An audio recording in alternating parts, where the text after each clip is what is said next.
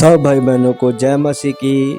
मेरे प्रिय भाई बहनों, आज का जो विषय है वो है पाप मत करो। मेरे प्रिय भाई बहनों, प्रभु का वचन क्या कह रहा है कि हे बालकों, मैं ये बातें तुम्हें इसलिए लिखता हूँ कि तुम पाप ना करो।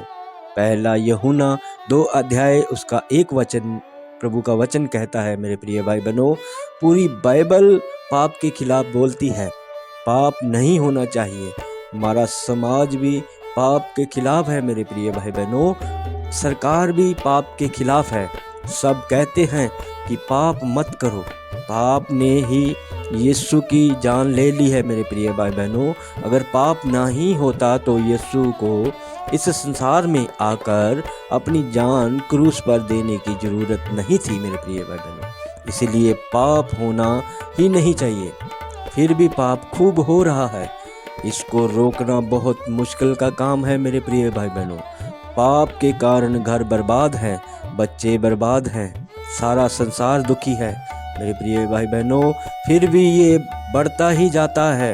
इसको कैसे रोका जाए, ये एक बड़ा सवाल है। मेरे प्रिय भाई बहनों, दवाइयाँ बीमारियों को रोक रही हैं, लेकिन पाप को रोकने की कोई भी दवाई आज तक नहीं बनी है। मेरे प्रिय भाई बहनों, खुशी की बात है कि आज से 2025 साल पहले परमेश्वर ने हमारे पापों के लिए यीशु मसीह को दवाई के रूप में भेजा।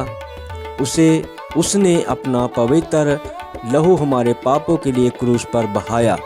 मेरे प्रिय भाई बहनों, वह लहू हमें सब पापों से शुद्ध करता है।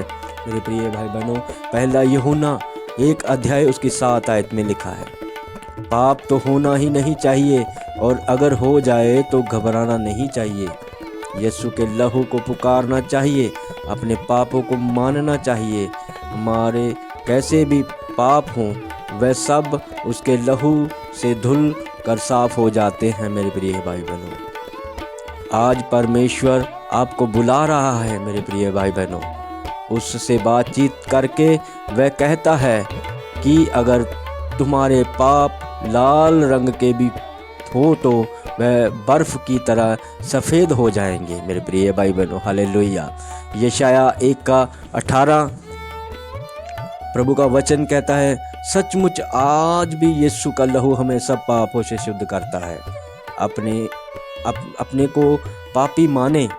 पाप करने से होता है और सोचने से भी होता है।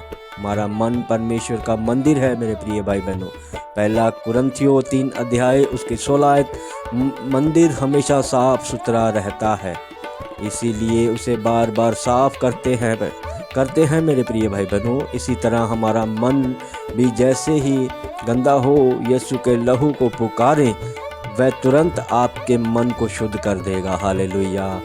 इब्रानियों 9:14 में प्रभु का वचन कहता है, जिसका मन शुद्ध है वह ही स्वर्ग में परमेश्वर को देखेंगे, जिसका मन गंदा है वह फिर नरक में शैतान को देखेगा।